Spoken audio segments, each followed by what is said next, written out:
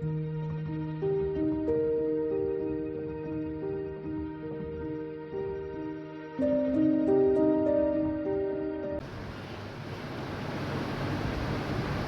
Baby John, പ്രിയപ്പെട്ടവരുടെ baby sir. Baby സാറിനെ കുറിച്ച്, ബേബി സാറിൻ്റെ രാഷ്ട്രീയത്തെക്കുറിച്ച് RSPയുടെ കേന്ദ്ര കമ്മിറ്റി അംഗം സഖാവ് PG പ്രസന്നകുമാർ സ്ട്രൈറ്റ് ഫോർവേഡിനോട്. സഖാവ് PG പ്രസന്നകുമാർ, അങ്ങക്ക് സ്ട്രൈറ്റ് ഫോർവേഡിലേക്ക് സ്വാഗതം. പ്രിയപ്പെട്ടവരെ, സഖാവ് ബേബി ജോൺ എന്ന് നമ്മൾ വിശേഷിപ്പിക്കുന്ന സ്വാതന്ത്ര്യ സമര സേനാനി, പ്രശ്നങ്ങളോട് വസ്തുനിഷ്ഠമായി സമീപിക്കുന്ന രാഷ്ട്രീയക്കാരൻ, സർവോപരി മികച്ച ഒരു ഭരണാധികാരി എന്നുള്ള നിലയിൽ കേരളം, അതോടൊപ്പം തന്നെ ഇന്ത്യ ആകെ ചർച്ച ചെയ്യപ്പെട്ട ഒരു വലിയ വ്യക്തിത്വം. അദ്ദേഹത്തിൻ്റെ രാഷ്ട്രീയ പ്രവേശം കേരളത്തെ സംബന്ധിച്ചിടത്തോളം വളരെ പ്രശ്നസങ്കീർണമായ ഒരു കാലഘട്ടത്തിൽ കേരളത്തിൽ ജനാധിപത്യ ഭരണം വരുന്നതിന് മുമ്പ് രാജഭരണകാലത്ത് CP രാമസ്വാമിയർ എന്ന് പറയുന്ന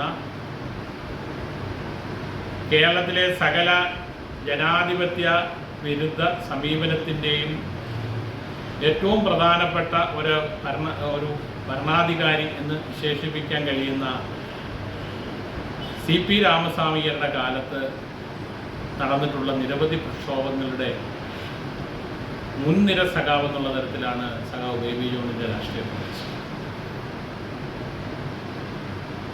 മഹാരാജാവിൻ്റെ ഭരണത്തിൻ്റെ കീഴിൽ കേരളത്തിൽ അരങ്ങേറിയിട്ടുള്ള ഏറ്റവും പ്രധാനപ്പെട്ട പ്രക്ഷോഭമായിരുന്നു വിവർത്തന പ്രക്ഷോഭം. ആ പ്രക്ഷോഭത്തിൻ്റെ ഉദ്ദേശം എന്ന് പറയുന്നത് കേരളത്തിലെ ഭരണ പരിഷ്കാരമാണ്.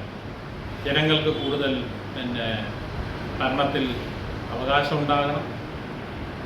അത്തരത്തിലുള്ള ഒരുപാട് കാര്യങ്ങൾ മുന്നോട്ട് വെച്ചാണ് കേരളത്തെ വിവർത്തന പ്രക്ഷോഭം. സോ ബേബി ജോൺ ആ പ്രക്ഷോഭത്തെ വളരെ സൂക്ഷ്മതയോടെ നിരീക്ഷിക്കുകയും വിലയിരുത്തുകയും അദ്ദേഹത്തിൻ്റെ ഉള്ളിൽ ഒരു പൊതുപ്രവർത്തകനെ രൂപപ്പെടുത്തി വന്നതിൽ ഏറ്റവും നന്നായി പങ്കുവഹിച്ച ഒരു പ്രക്ഷോഭമായിരുന്നു. അതിനുശേഷം രാഷ്ട്രീയത്തെ വളരെ ഗൗരവത്തോടെ സമീപിച്ച അദ്ദേഹം പിൽക്കാലത്ത് തിരുവിതാംകൂറിലെ ഏറ്റവും പ്രധാനപ്പെട്ട തിരുവിതാംകൂർ യൂത്ത് ലീഗ്, അന്ന് ആ യൂത്ത് ലീഗിന് നേതൃത്വം നൽകുന്നത് കേരളത്തിലെ ആരാധ്യരായ നേതാക്കന്മാരാണ്. വണ്ണറ ശ്രീധർ, കണ്ണന്തോട് ജനാർദ്ദനൻ നായർ, NC കണ്ഠൻ നായർ തുടങ്ങിയ ഒട്ടേറെ പ്രമുഖരാണ് ഇന്ന് തിരുവിതാംകൂർ യൂത്ത് ലീഗിന് നേതൃത്വം നൽകുന്നത്. അന്ന് ആ തിരുവിതാംകൂർ യൂത്ത് ലീഗിൻ്റെ പ്രവർത്തനവും ബേബി ജോണിനെ ഒരു വിപ്ലവകാരിയാക്കാൻ സഹായിച്ചു എന്ന് നിസ്സംശയം പറയാൻ പറ്റുന്നത്. മാത്രമല്ല, അന്ന് തിരുവിതാംകൂർ യൂത്ത് ലീഗിനകത്ത് ആശയപരമായ വലിയൊരു സമരം കൂടെ നടക്കുക.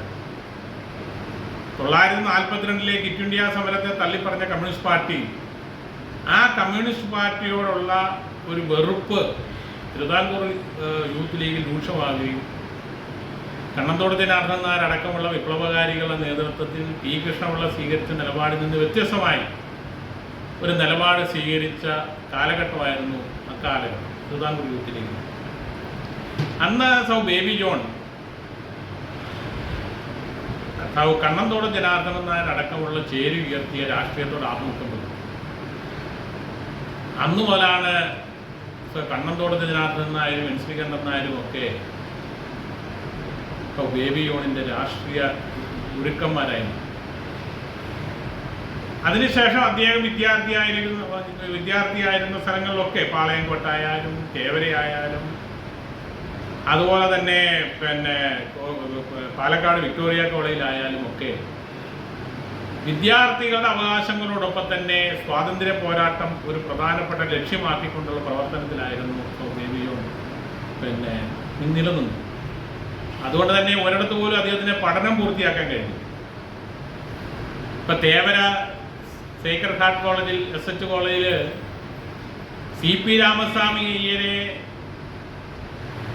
ഖരാബ് ചെയ്തതിൻ്റെ പേരിൽ കേസെടുത്ത് അവിടെ പോലും നിൽക്കാൻ കഴിയാതെ പാലക്കാടേക്ക് മാറേണ്ടി വന്ന ആളാണ് ബേബി ജോൺ. പാലക്കാട് അദ്ദേഹത്തിൻ്റെ പ്രവർത്തനം സോഷ്യലിസ്റ്റുകൾക്ക് പ്രത്യേകിച്ച് സോഷ്യലിസ്റ്റ് ആശയം പുലർത്തുന്ന കോൺഗ്രസ് സോഷ്യലിസ്റ്റ് പാർട്ടിയുമായി ബന്ധപ്പെട്ട് നിൽക്കുന്ന ആളുകൾക്ക് ആവേശമായിരുന്നു. മാത്രമല്ല അതൊരു ആശ്രയ കേന്ദ്രം കൂടിയാണ്. അന്ന് തിരുവിതാംകൂറിൽ രൂപപ്പെട്ടു വന്ന കോൺഗ്രസ് സോഷ്യലിസ്റ്റ് പാർട്ടി ദേശീയതലത്തിൽ ജയപ്രകാശ് നാരായണുമായിട്ടുള്ള ആശയപരമായ അഭിപ്രായ വ്യത്യാസത്തിന്റെ ഭാഗമായി 1947 ആഗസ്റ്റ് മാസം 14-ാം തീയതി തേൻകുറിശ്ശിയിൽ ചേർന്ന് കേരള സോഷ്യലിസ്റ്റ് പാർട്ടി രൂപീകരിക്കാൻ തീരുമാനിച്ചു. അന്ന് കേരള സോഷ്യലിസ്റ്റ് പാർട്ടിയുടെ ഔപചാരികമായ ഉദ്ഘാടനം എന്ന് വേണമെങ്കിൽ പറയാൻ കഴിയുന്ന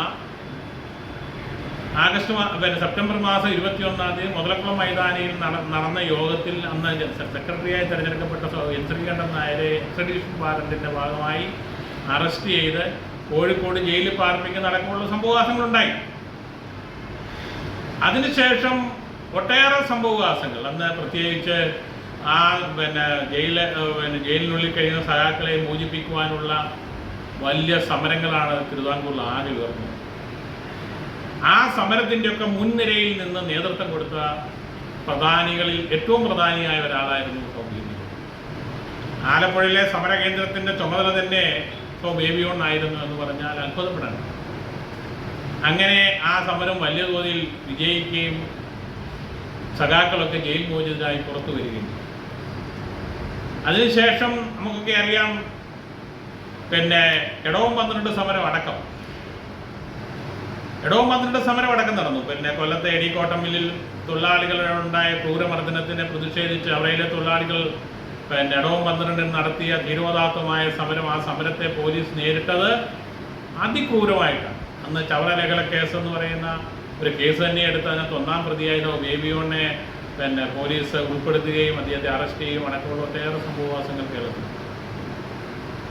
ഞാൻ പറഞ്ഞ അന്ന് ഒക്കെ അതിനുശേഷം അതോടൊപ്പം തന്നെ KSPക്കുള്ളിൽ ചില ആശയപരമായ പ്രശ്നങ്ങൾ ഉയർന്നു വരുന്നുണ്ട്. അന്ന് സ്വതന്ത്ര തിരുവിതാംകൂർ വാദത്തെ അനുകൂലിച്ചുകൊണ്ട് മത്തായി മാഞ്ഞൂരാൻ രംഗത്ത് വരികയും